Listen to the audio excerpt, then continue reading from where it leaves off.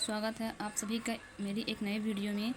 और आज हम बीयू झांसी बुंदेलखंड यूनिवर्सिटी का जो बीए फोर्थ सेमेस्टर है के हिंदी के लिए 50 महत्वपूर्ण एमसीक्यू क्वेश्चन देंगे, जो कि पेपर के पॉइंट ऑफ व्यू से बहुत ही इंपॉर्टेंट क्वेश्चन है और ये क्वेश्चन हर साल पेपर में आते हैं। चलिए स्टार्ट करते हैं। पहला क्वेश्चन हमारा है, हिंदी साहित्य का आदिकाल किसे कहा जाता है? वीर गाथा काल को कहा जाता है। अगला क्वेश्चन है, भक्ति काल को और किस नाम से जाना जाता है? भक्ति काल को स्वर्ण युग के नाम से जाना जाता है। अगला क्वेश्चन है, रीतिकाल का मुख्य विषय क्या था? रीतिकाल का मुख्य विषय श्रृंगार था और इसे श्रृंगार काल भी कहा जाता है। अगला क्वेश्चन है, आधुनिक काल का प्रारंभ कब माना जाता है? आधुनिक काल का प्रारंभ 1800 के बाद माना जाता है। अगला क्वेश्चन है, आदिकाल का प्रमुख साहित्य कौन सा है? आदिकाल का प्रमुख साहित्य पृथ्वीराज रासव है और आदिकाल को वीर गाथा काल भी कहा जाता है।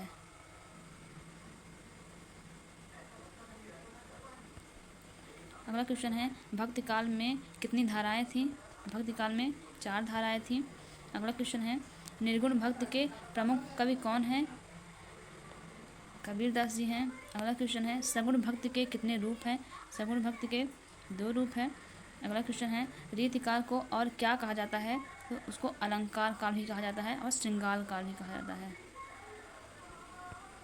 अगला क्वेश्चन है, आधुनिक काल के प्रमुख लेखक कौन है? प्रेमचंद जी हैं। अगला क्वेश्चन है, 11 से 20 तक जो क्वेश्चन होंगे वो काव्य और अलंकार से व्याकरण संबंधित होंगे। उपमा अलंकार में क्या होता है? तुलना की जाती है, समानता की जाती है एक दूसरे की। अगला क्वेश्चन है, रूपक अलंकार में क्या होता है? इसमें पूर्ण समानता की जाती है। अगला क्वेश्चन है, अनुप्रास अलंकार किस पर आधारित होता है? वर्णों की पुनरावृत्ति पर आधारित होता है। अतिशयोक्ति अलंकार क्या होता है? बहुत बढ़ा चढ़ाकर बोलना अतिशयोक्ति होता है। अगला क्वेश्चन है, काव्य का प्रमुख तत्व क्या है? काव्य का प्रमुख तत्व रस होता है।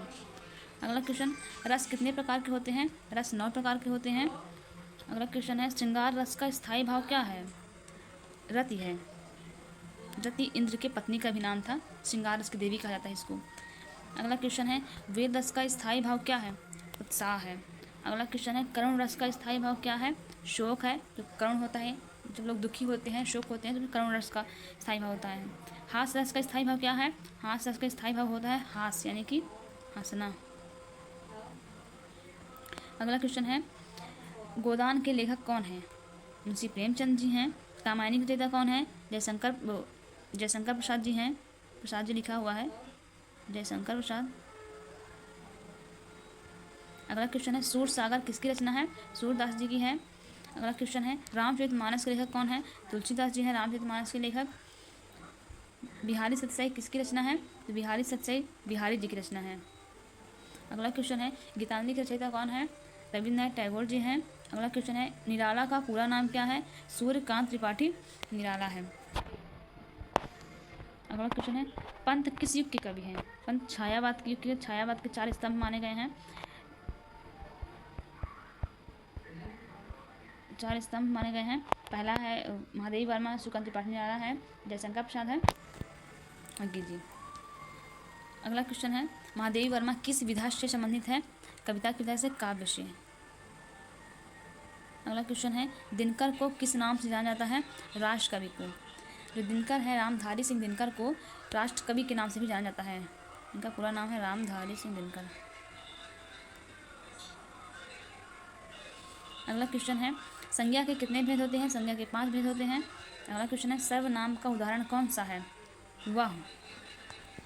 हम किसी के नाम पर जो शब्द प्रयोग करते हैं वो सर्वनाम होता है हमारा, वह होगा। विशेषण क्या होता है? संज्ञा की विशेषता बताने वाला शब्द विशेषण होता है। जैसे कि हम किसी व्यक्ति की विशेषता बताते हैं या किसी भी वस्तु की विशेषता बताते हैं तो वो विशेषण होता है। अगला क्वेश्चन है, क्रिया किसे कहते हैं? काम करने वाला शब्द क्रिया होता है।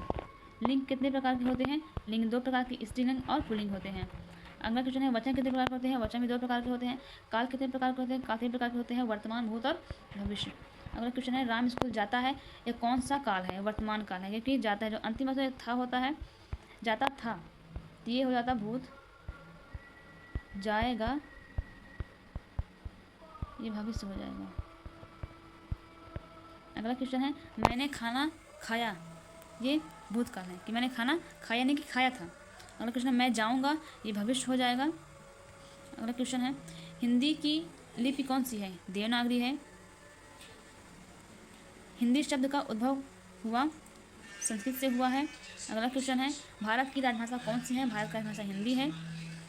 नाटक किस विधा में आता है? गद्य में आता है। इसे पद में नहीं रह सकता, इसको भी नहीं सकता, तो ये गद्य में ही लिखा जाता है नाटक को। कविता किस विधा में आती है? कविता पद में आती है, इसको काव्य भी कहा जाता है। अगला क्वेश्चन है कहानी किस विधा में आती है? कहानी भी गद्य विधा में आती है। उपन्यास किस विधा में आते हैं? उपन्यास भी गद्य विधा में ही आता है। आलोचना भी गद्य विधा में आती है। अगला क्वेश्चन है किस दिवस हिंदी दिवस कब मनाया जाता है? 14 सितंबर को मनाया जाता है। भारतेंदु किस युग के लेखक है? भारतेंदु आधुनिक काल के लेखक थे। इससे हमारे सारे क्वेश्चन समाप्त होते हैं। और अगर आपको और भी बीए से संबंधित कोई भी सब्जेक्ट के वीडियो चाहिए तो आप कमेंट ज़रूर करिएगा और सब्सक्राइब भी। थैंक्स।